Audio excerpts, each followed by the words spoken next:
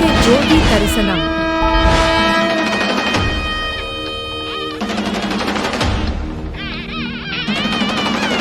உடனே சப்ஸ்கிரைப் செய்து இந்த ஆன்மீக பயணத்தில் எங்களுடன் இணைந்து கொள்ளுங்கள்.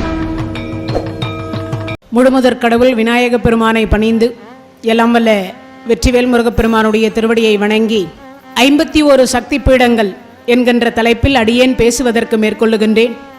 முதல்ல இந்த 51 சக்தி பீடங்கள் எப்படி உருவானது? மாணிக்க வாசக பெருமான் திருவாசகத்தில் திருவெம்பாவையில் பாடுகிற பொழுது ஆதியும் அந்தமும் இல்ல அருட்பெரும் ஜோதினிட்டார். தோற்றம் கிடையாது, முடிவும் கிடையாதுன்ட்டார். அப்படிப்பட்ட பெருமான் இந்த 51 சக்தி பீடத்தில் எங்கெங்கெல்லாம் எழுந்தருளி இருக்கின்றார். அதே போல இந்த 51 சக்தி பீடங்களுக்குரிய வரலாறுகள் என்ன, இந்த 51 சக்தி பீடத்தில் என்னென்ன வரலாறுகள் நடந்திருக்கின்றது, நிகழ்வுகள் நடந்திருக்கின்றது, அடியார்கள் யாரெல்லாம் இந்த 51 சக்தி பீடங்களை வணங்கி இருக்கின்றார்கள், அதையெல்லாம் நம்ம பார்க்கலாம். இன்றைய தினம் முதல் சக்தி பீடம். ஆனால் அது எப்படி உருவானது? உங்களுக்கு திருவிளையாடல் கதை நிறைய கேட்டு கேட்டு கேட்டு மெமரி ஆயிட்டுருக்கும். அதனால் நான் அந்த கதைக்கு போகலை. ஏன்னா ஏற்கனவே நிறைய பேர் அந்த கதையை சொல்லியிருப்போம், நானும் பேசியிருப்பேன். அதனால் அம்பாள் என்ன செய்தாலும் தட்சன் ஒரு யாகம் வளர்த்தார். அந்த யாகத்திற்கு சிவனை அழைக்கலை. அந்த யாகத்திற்கு முதல், அதாவது அவிர்ப்ப பாகம் அப்படின்னு சொல்லுவாங்க. அவில் பாகம், அவிர்ப்ப பாகம் அப்படின்னு அதற்குரிய பெயர். அப்படின்னா என்னதுன்னு உங்களுக்கு தமிழில் விளக்கமாகவே சொல்லிடுறேன். இந்த பூர்ணாகுதி அப்படின்னு சொல்கிறோம் இல்லையா, அது வேற ஒன்றும் இல்லை, அவிர்ப்ப பாகம்னு அர்த்தம். அது நீங்கள் பெருமாள் கோயிலையும் சரி, பிள்ளையார் கோயிலையும் சரி, அம்பாள் கோயிலில், ராமர் கோயிலில், கிருஷ்ணர் கோயிலில் நீங்கள் எங்கே யாகம் வளர்த்தாலும் கடைசியாக இந்த பூர்ணாகுதி என்பது அவ்வளவு நேரம் உட்கார்ந்து தான் எல்லா மந்திரமும் சொல்லுவாங்க. ஆனால் அந்த பூர்ணாகுதி கொடுக்குற போது மட்டும் சிவாச்சாரியர் எழுந்திருப்பார், பட்டாச்சாரியரும் எழுந்து தான் இருப்பார். இது ஏன்னு யாருக்கும் பெரும்பாலும் தெரியாது. ஒன்றும் இல்லை, சிவபெருமானுக்குரிய உணவை மரியாதையோடு எழுந்து நின்று கொடுக்குறாங்கன்னு அர்த்தம். அதனால தான் அதை எல்லாம் தொட்டு வணங்கிக்க, கண்ணில் ஒத்திக்கங்கோன்றது, வேற ஒன்றும் இல்லை, அதான் விஷயம். அப்போனா என்ன அர்த்தம்? அந்த பூர்ணாகுதி என்ற பொருள் யாருக்கு போய் சேருது? இறைவன் சிவபெருமானுக்கு உணவாக போய் சேருது.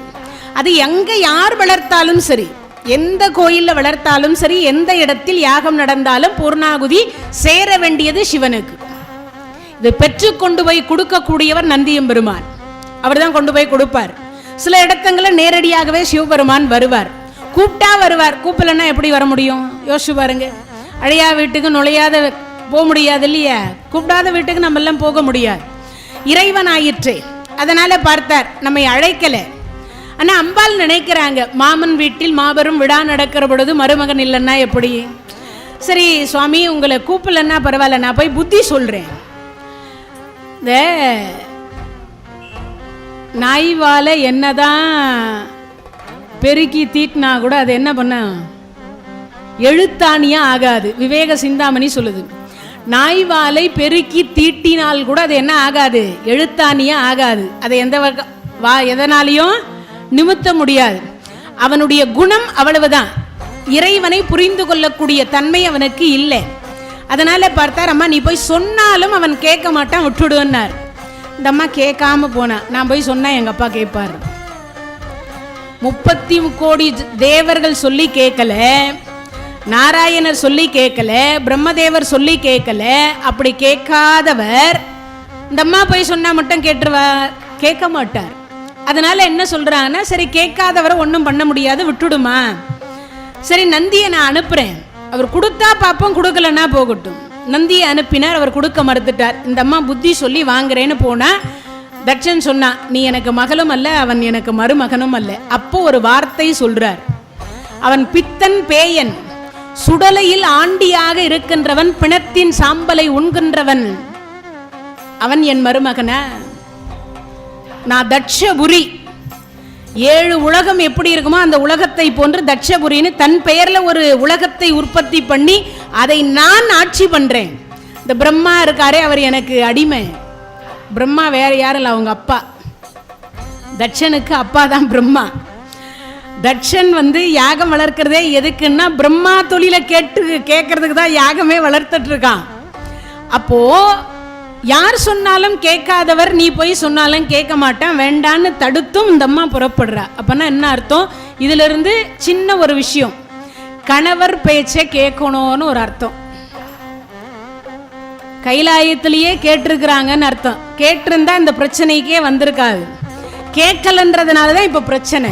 அப்பனா என்ன அர்த்தம்? கணவர் சொல்லை யார் கேட்கணும்? மனைவி கேட்கணும்னு அர்த்தம். ஆனா இப்பெல்லாம் நாங்க கேட்குறோங்க, நீங்க ஏங்க அவ்வளோலாம் சொல்றீங்க? நாங்க கேட்காமலாம் இருக்க மாட்டோம், கேட்போம். கேட்டாலும் கேட்போம், கேட்கலனாலும் இல்லை. இப்ப அந்த அம்மா போய் அறிவுரை சொன்னா கேட்கல. நீ எனக்கு மகளும் அல்ல, அவன் எனக்கு மருமகனும் அல்ல சொல்லியாச்சு. உடனே அந்த அம்மா இப்போ என்ன பண்ணா? நீயும் அழிய கடவது, உன் யாகமும் அழிய கடவுதுன்ற சாபத்தை கொடுத்துட்டு அங்கிருந்து புறப்பட்டாங்க. அதற்கு பிறகு வீரபத்ர கடவுளும் பத்ரகாளியும் இருவரும் அங்கு தோன்றி அந்த யாகத்தை அடித்து தட்சனுடைய தலையை வெட்டி யாக குண்டத்தில் போட்டு, அதற்கு பிறகு அவர்களை சாந்த செய்வதற்காக சிவனும் பார்வதியும் அங்கு சென்று சாந்தப்படுத்தி வீரபத்ரருக்கும் பத்ரகாளிக்கும் திருமணம் முடிச்சு ரிட்டர்ன் திரும்புறாங்க. இது பார்வதி கல்யாணத்துக்குனுடைய வரலாற்றுக்குரிய கதை. இப்ப இந்த தட்சனுடைய யாகத்தில் இந்த அம்மா கலந்து கொண்டு திரும்பி வந்த பிறகு ஒரு நிகழ்வு நடக்குது.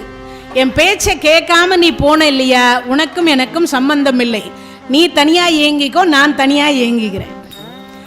அப்போ என்னை விட்டுட்டு உங்களால தனியா ஏங்க முடியாதுன்னு இந்த அம்மா வாதம் பண்றா.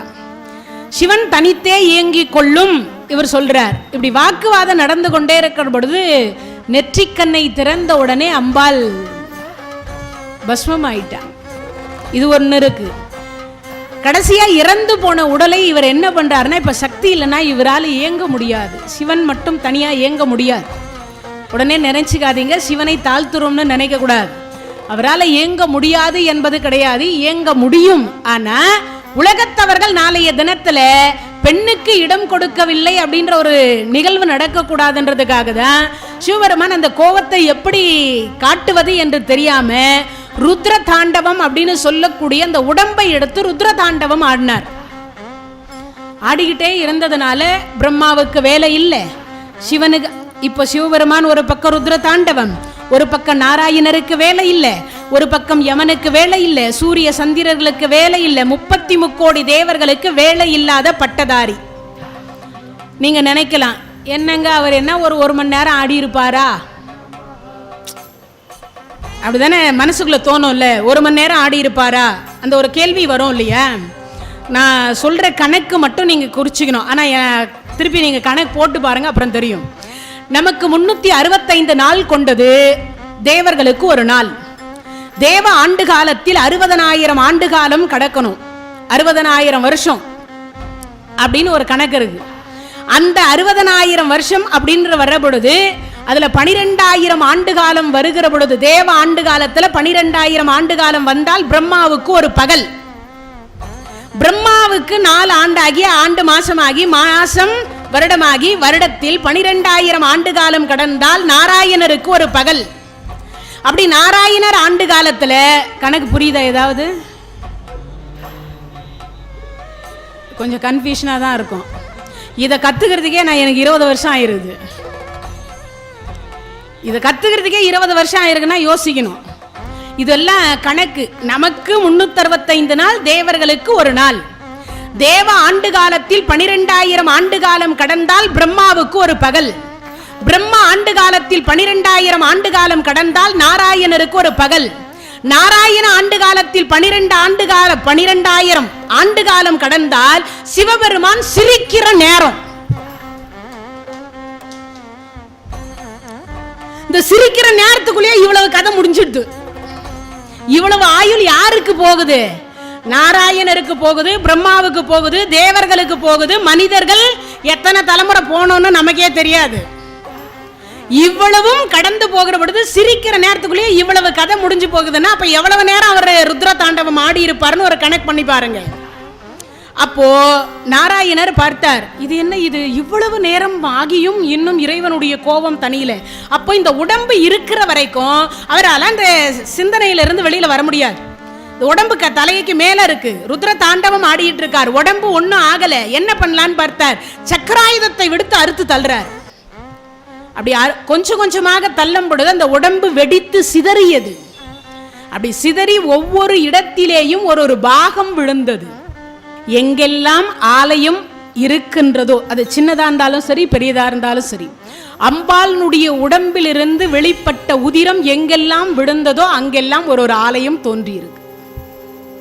அம்பாளுடைய உதிரம் எங்கெல்லாம் விழுந்ததோ அந்த இடத்திலெல்லாம், முக்கிய உறுப்புகள் விழுந்த இடத்திலெல்லாம் பெரிய பெரிய ஆலயங்கள் உற்பத்தியாச்சு. அப்போ கிட்டத்தட்ட எல்லா இடத்திலும் என்ன விழுந்திருக்கும்? ஒரு துளியாவது உதிரம் விழுந்து இருக்கும். அதனால் அந்தந்த இடத்தில் விழுந்த இடங்கள் எல்லாம், அது சிவாலயமா இருக்கலாம், பெருமாள் கோயிலா இருக்கலாம், கிருஷ்ணர் கோயிலா இருக்கலாம், ஆஞ்சநேயர் கோயிலா இருக்கலாம், அம்பாள் கோயிலா இருக்கலாம், முருகர் கோயிலா இருக்கலாம். ஆனால் அம்பாளுடைய உதிரம் விழுந்த அத்தனை இடங்களிலும் என்ன விழுந்திருக்கு? ஒரு ஆலயம் உற்பத்தி ஆகி இருக்கின்றது என்பதனுடைய பொருள் தான் இங்க நமக்கு தெரிஞ்சுக்க வேண்டியது. இதிலிருந்து இப்போ முக்கிய பாகங்கள் விழுந்த இடம் ஒரு இடத்தையும் இப்ப நம்ம பார்க்க இருக்கிறோம். 51 சக்தி பீடம். இந்த 51 சக்தி பீடத்தில் நமக்கு இறைவன் கொடுத்த ஒரே ஒரு வரப்பிரசாதம் என்ன தெரியுமா? இந்த 51 சக்தி பீடத்திலும் ஆதிசங்கரர் ஸ்ரீ சக்கரம் அமைத்திருக்கிறார். அப்பேற்பட்ட மகான். அவர் அமைத்து கொடுத்த, வழி வகுத்து கொடுத்ததுதான் இந்த 51 சக்தி பீடம்.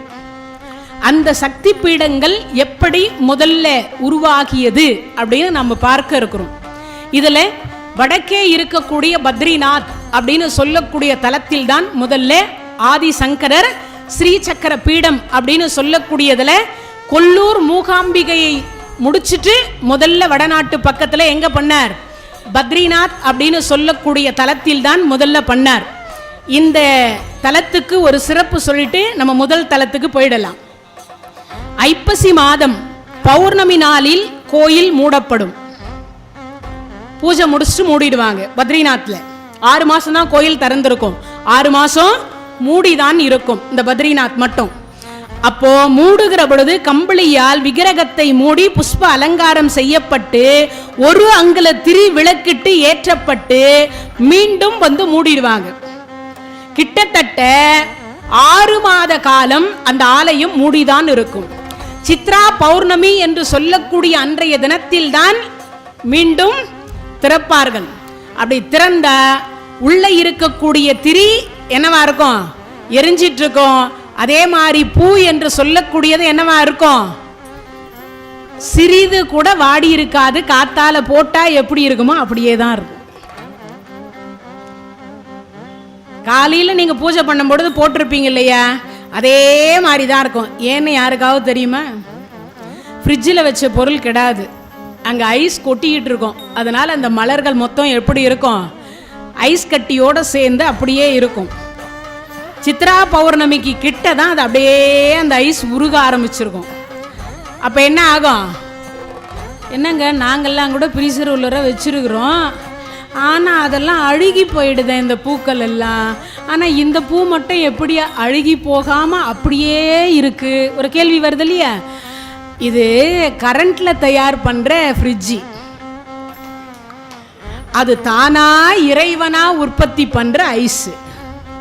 அதுக்கும் இதுக்கும் நிறைய வித்தியாசம் இருக்கு. இறைவனுடைய திருவருள் அதுல சேர்ந்து இருக்கு. அதனாலதான் அப்படி ஒரு நிகழ்வு. 6 மாச காலம் ஒரு பூ கெட்டு போகாம இருக்குன்னா யோசிச்சு பாருங்க. 6 மாத காலம் அந்த ஐஸ் கட்டியில கூட விளக்கு என்று சொல்லக்கூடியது அணையாமல் இருக்கின்றது. யோசிச்சு பாருங்க. கெட்டு போகாம இருப்பது ஒரு விஷயம், இன்னொன்னு விளக்கு அணையவே அணையாம 6 மாத காலமும் எரிந்து கொண்டே இருக்கு. அந்த ஒரு விளக்கை தவிர மற்ற விளக்கு எங்கேயுமே அங்க கிடையாது. ஆனா அந்த விளக்குக்கு தேவையான எண்ணெயை அந்த விளக்கே உருக்கி கொண்டு, அந்த ஐஸ்ல இருந்து உருக்கி கொண்டு அந்த விளக்கு எரிந்து கொண்டிருக்குன்னா இது ஒன்னத்திலேயே நம்ம தெரிஞ்சு கொள்ளலாம் இறைவனுடைய திருவருள் எப்படி இருக்குன்னு. அப்படிப்பட்ட ஒரு சிறப்பு வந்து எதுக்கு உண்டு? பத்ரிநாத் அப்படின்னு சொல்லக்கூடியதற்கு உண்டு. அதுல கொல்லூர் மூகாம்பிகை அதான் முதல் தலம். நமக்குரிய தலங்கள்ல முதல் தலம் அப்படின்னு சொல்லக்கூடியது கொல்லூர் மூகாம்பிகை. இந்த அம்பாள் எப்படி தோன்றினாள் அப்படின்னு சொல்லக்கூடியதை நாம இப்ப பார்க்க இருக்கின்றோம். ஆதி சங்கரர் என்று சொல்லக்கூடியவர் தான் முதல்ல இந்த கொல்லூர் மூகாம்பிகையை கொண்டு போய் அந்த இடத்துல நிறுத்தி அதற்கு பிறகு ஸ்ரீ சக்கர வழிபாடு அப்படின்னு சொல்லக்கூடியதை செய்தார்கள். அங்க பண்ணதுக்கு அப்புறமா தான் நமக்கு எல்லாருக்குமே முதல் தலம் கொல்லூர் மூகாம்பிகை தலம். அந்த தலம் எந்த இடத்துல இருக்கு அப்படின்னு பார்த்தீங்கன்னா கர்நாடக மாநிலம் அப்படின்னு சொல்லக்கூடிய இடத்துல இருக்கு. அந்த பீடத்தினுடைய பெயர் அர்த்தநாரி பீடம்னு பெயர். இதுதான் ஃபர்ஸ்ட் பீடம். அந்த அர்த்தநாரி பீடம் எப்படி உருவானது அப்படின்னு பார்க்கலாம். இறைவனுடைய கருணையினால் பாண்டிய மன்னன், உங்களுக்கு எல்லாருக்கும் தெரிஞ்சிருக்கும், கோவலனுடைய சிலம்பு என்று சொல்லக்கூடியதை தவறான தீர்ப்பு, அவர் தவறா சொல்லல, அது திரித்து சொல்லப்பட்டது. அவனை கொண்டு வா அப்படின்னு தான் அவர் சொன்னார். குற்றவாளி இல்லையா, அவனை பார்க்கணும், அவன் என்ன தவறு செய்தான் என்பதை விசாரிக்கணும். அவனை கொண்டு வா என்பது இந்த மந்திரி காதல என்ன வந்து விழுந்தது, ஒரே வார்த்தை, ஒன்னும் இல்லை, ஒரு எழுத்து மாறுச்சு. கொன்று வா, கொண்டு வா, கொன்று வா, ஒரே ஒரு எழுத்து. அதை சரியா காதல வாங்கியிருந்தாருன்னா மதுரை எரிஞ்சிருக்கிறதுக்கு வாய்ப்பு இல்லாம இருந்திருக்கும். ஆனால் ஒரு வார்த்தையில ஒரு எழுத்து மாறிய உடனே என்ன ஆயிடுச்சு, அவர் கொன்னுட்டார், வேற ஒன்றும் இல்லை. அதற்கு பிறகு மதுரையினுடைய கதை உங்களுக்கு எல்லாருக்குமே தெரிஞ்சிருக்கும். அந்த அம்மா இதில் இருக்கக்கூடியது முத்து, இதில் இருக்கக்கூடியது மாணிக்கம் என்பது சொல்லிட்டு கடைசியில் பாண்டிய மன்னன் நான் தவறான தீர்ப்பை சொல்லிவிட்டேன் அப்படின்னு சொல்லி அப்பவே உடனே மாண்டு விடுகிறார். இந்த அம்மாவும் மதுரையை எரிக்கிறாங்க. அந்த கண்ணகி தான் பகவதியாக இருக்கின்றாள். அந்த கண்ணகி தான் பகவதி. அவள் 12 நாள் தவம் இருக்கின்றாள். அப்படி தவம் இருந்த உடனே இறந்து போன கோவலன் தேரோடு தேவலோகத்திலிருந்து பூமிக்கு வந்து கண்ணகியை அழைத்து செல்லுகிறான். இதை அங்கிருக்கக்கூடியவர்கள் பார்க்கிறார்கள், குறவர்கள் அப்படின்னு சொல்லக்கூடியவர்கள் பார்க்கிறார்கள். இதை உடனே மன்னனிடத்துல வந்து சொல்றாங்க, சேரன் செங்குட்டுவனிடத்துல வந்து சொல்றாங்க, ஐயா, அந்த மதுரையை எரித்த பெண்ணை நாங்கள் பார்த்தோம், அவர் கணவர் வந்தார், அந்த அம்மையாரை தேரோடு அழைத்து சென்றார். யோசிச்சு பாருங்க, அந்த தெய்வத்தை நாம வணங்கணும்ன்றாங்க. சேரன் செங்குட்டுவன் பார்த்தாங்க, சரி அந்த பகவதிக்கு நம்ம ஒரு கோயில் கட்டுவோம். கோயில் எல்லாம் கட்டியா, சேரன் செங்குட்டுவன் கோயில் கட்டினாங்க. கட்டி முடிச்ச உடனே என்ன ஆனது அப்படின்னா, அங்கே பூஜை ஒரு பக்கம் நடந்துகிட்டே இருக்கு. இந்த பாண்டியனுடைய மகன் வந்தான், அடுத்த தலைமுறை, அங்க பாண்டியனுடைய வாரிசாக அவன் வரான். வந்தவன் என்ன பண்றான்னா, பஞ்சம் தலை விரித்து ஆடுது. ஏன்னா அங்க இருக்கக்கூடிய பொற்கொள்ளர்கள் அத்தனை பேரையும் தேடி கண்டுபிடிச்சு சிறையில வச்சு அடைச்சிட்டான். உங்களால தானே இந்த மதுரை எரிஞ்சதற்கு காரணம். ஏன்னா அவர்கிட்ட இந்த சிலம்பு திருடி வச்சது இவங்க. அதனாலதான் இன்னைய வரைக்கும் யாரும் இங்க ஜாதியை சொல்றேன்னு நினைச்சுக்க வேண்டாம். இந்த ஆச்சேரி தொழில் செய்யக்கூடியவர்களை ஒரு பெண் குழந்தை இல்லைன்னா ஒரு ஆண் குழந்தை வாழ்க்கை வந்து சரியிருக்க. இந்த கண்ணகி கொடுத்த சாபத்தின் காரணமா இன்னைய வரைக்கும் அது தொன்று தொட்டு அப்படியே போயின்னு இருக்கு. இன்னைய வரைக்கும் அந்த ஆச்சேரி அப்படின்னு சொல்லக்கூடிய பொற்கொள்ளர்கள் செய்யக்கூடிய வேலையில ஒரு பெண் குழந்தையினுடைய வாழ்க்கையோ அல்லது ஒரு ஆண் குழந்தையினுடைய வாழ்க்கையோ, அந்த வாரிசுகள்ல ஒரு குடும்பத்துல ஒரு குழந்தைகளினுடைய வாழ்க்கை வந்து சரி இருக்காது. இதை நீங்க நிறைய ஆராய்ச்சி பண்ணி பாருங்க, கண்டிப்பா தெரிஞ்சிருக்கும். இது இன்னைக்கும் இந்த வரலாற்றில் சொல்றதுனால அதையும் நான் உங்களுக்கு சொல்றேன். அப்படி இறைவனுடைய கருணையினால் இப்போ பாண்டிய மன்னனுக்கு அங்க வறுமை வருது, மழை இல்லை, பொற்கொள்ளர்களை சிறையில வச்சு அடைச்சிட்டார். இப்ப நகரை புதுப்பிக்கணும், மழை இல்லைன்னா எப்படி புதுப்பிக்க முடியும்? பசி பஞ்சம் பட்டினி, எங்க பார்த்தாலும் தலை விரித்து ஆடுது. அப்போ மந்திரி கிட்ட கூப்பிட்டு வச்சு கேட்டார், இதை எப்படி போக்குறதுன்னார். அந்த பகவதி என்று சொல்லக்கூடியவளை அங்க சேரன் செங்குட்டுவன் கோயில் கட்டி கும்பாபிஷேகம் செய்து அவர்களை வணங்கி வருகிறார்கள். அதனால சேரன் செங்குட்டுவன் எப்படி இருக்காங்க, மாதம் மும்மாறி மழை பெய்து செல்வ செழிப்போடு இருக்கிறார்கள். அந்த தெய்வத்தை நாமும் வரவைத்தால் நிச்சயமாக நாமும் நலம் பெறலாம். இதை யோசித்து பார்த்தாங்க. சரி அப்படியா, எப்படி செய்யறது? நாமும் கோயில் கட்டலாமா? அங்க வருமானமே இல்லை, எங்கிருந்து கோயில் கட்டுறது? நாம கலசத்தை வைத்து மந்திரம் மூலியமாக ஆவாகனம் செய்து அந்த அம்மையார கலசத்துல வச்சு நிறுத்திடுவோம். இது ஒரு கேள்வி எல்லாருக்கும் வரும் மனசுக்குள்ள. என்ன கேள்வி? கலசத்துக்குள்ள இறைவனை நிறுத்த முடியுமா? புதுசா கோயில் கட்டியிருந்தாலும் சரி, 12 வருஷத்துக்கு ஒரு முறை கும்பாபிஷேகம் பண்ணாலும் சரி, முதல்ல என்ன பண்ணுவோம்? கலசம் வைப்போம். அந்த கலசத்துக்கு முன்னாடி யாகசாலை வைப்போம்.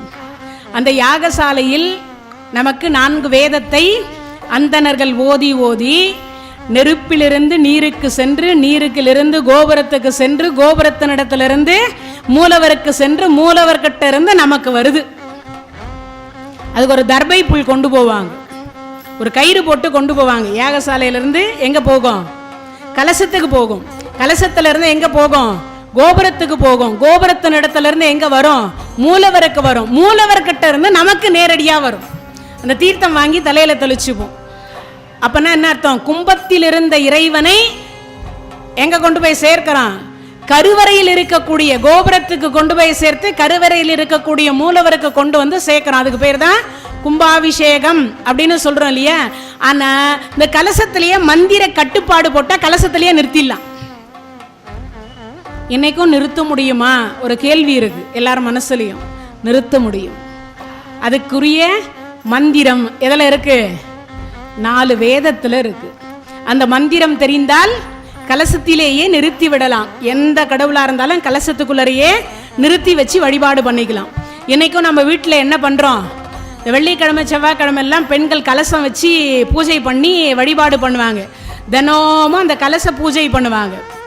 இன்னைக்கும் உண்டா இல்லையா? அதுல அம்பாலை ஆவாகனம் செய்து, மகாலட்சுமியை ஆவாகனம் செய்து நம்ம வீட்டில் செல்வ செழிப்போடு இருக்கணும்னு இன்னைக்கும் என்ன பண்ணுவோம்? கலசம் வைத்து வழிபாடு செய்யக்கூடிய வழக்கம் இன்னைக்கும் நம்ம இடத்துல உண்டு இல்லையா? அதே மாதிரி தான் இந்த கலசத்துல கொண்டு வந்து பாண்டியனுடைய மகனாக இருக்கக்கூடியவன் அதை நிறுத்திட்டான். இப்ப நிறுத்திய உடனே என்ன செய்யறதுன்னு தெரியல. இங்க இப்போ மதுரையில் இருந்த பஞ்சம் எங்க வந்துட்டது? சேரன் செங்குட்டுவன் ஆட்சி செய்யக்கூடிய இடத்திற்கு வந்துருச்சு. இப்போ மழை இல்லை, என்ன செய்வதுன்னு தெரியல. அப்போ ஆதிசங்கரர் அங்க உள்ள நுழையிறார். நுழைஞ்ச உடனே சேரன் செங்குட்டுவன் பாதை பூஜை செய்து, சுவாமி இறைவி இங்கு இல்லை. அப்படியா? அவர் ஞானத்துல பார்த்தா தெரிஞ்சிருச்சு. அப்பா நீங்க ஒன்னும் கவலைப்படாதீங்க, எங்க இருக்கிறான்னு பார்த்தா 7 கதவுகளுக்கு பின்னாடி 7 கலசம் வச்சு உள்ள வச்சு பூட்டிட்டான். கோமலவல்லின்னு ஒரு அம்மா, அவ அம்பாள் பக்தை, அவளை காவலுக்கு பக்கத்துல நிக்கி வச்சுட்டான். அம்மா இந்த கலசத்தை யாரும் ஒன்றும் பண்ணாம இருக்காங்களான்னு பார்த்துக்கோ. சரி, அந்த அம்மா பார்த்துட்டா. அந்த அம்மா உட்காந்துட்டு இருக்கா காவலுக்கு. இந்த 7 கலசத்தை யாரும் தொடவும் கூடாது, பிரிக்கவும் கூடாது, வேற எதுவும் செய்யக்கூடாது. காவலுக்கு அந்த பெண் தெய்வத்தை உட்கார வச்சிருக்கிறாங்க. இப்ப ஆதிசங்கர் பாண்டிய நாட்டுக்கு எழுந்தருள்றார், மதுரைக்கு போறார். போனவர் சொல்லாம கொல்லாம போறார். அதாவது என்னன்னா, முன்னாடியே சொல்லி இருந்தா மேல தாளத்தோடு விஐபிகளை வரவேற்பது போல பூரண கும்ப மரியாதை செலுத்தி கூப்பிட்டு போயிருக்கலாம். இவர் சொல்லாம திடீர்னு போய் ஆதிசங்கரர் அங்க நிக்கிறார். பார்த்த உடனே பாண்டியனுடைய மகனுக்கு பார்த்த உடனே அதிர்ச்சி. சுவாமி சொல்லியிருந்தீங்கன்னா நான் பட்டத்து யானையை வச்சு அழைச்சிட்டு போயிருப்பேன், திடீர்னு வந்திருக்கிறீங்க. பாத பூஜை பண்ணார், அழைச்சிட்டு போனார். அழைச்சிட்டு போன உடனே மந்திரி சொல்றார், அவர் எதுக்கு வந்திருக்கிறாருன்னு தெரியலன்னார். சுவாமி எனக்கு அப்பவே தெரிஞ்சிடுச்சு ராஜான்னார். இவரு எதுக்குன்னார்? பகவதியை கூட்டு போறதுக்குன்னார். எதுக்கு? பகவதியை கூட்டு போற. ஆமா, நாம கலசத்துல அடைச்சது அவங்களுக்கு எப்படி தெரியும்? முக்காலமும் உணர்ந்த மகானவர், அவருக்கு தெரியாத ஒன்றும் இல்லை. அப்படியா? சரி, இப்போ என்ன செய்வது? உடனே அடைச்சிட்டு போயிட்டா நம்ம ஒன்றும் பண்றதுக்கு முடியாதே. நீங்க என்ன பண்ணுங்க சுவாமி, நீங்க வந்த களைப்பு தீரணும்.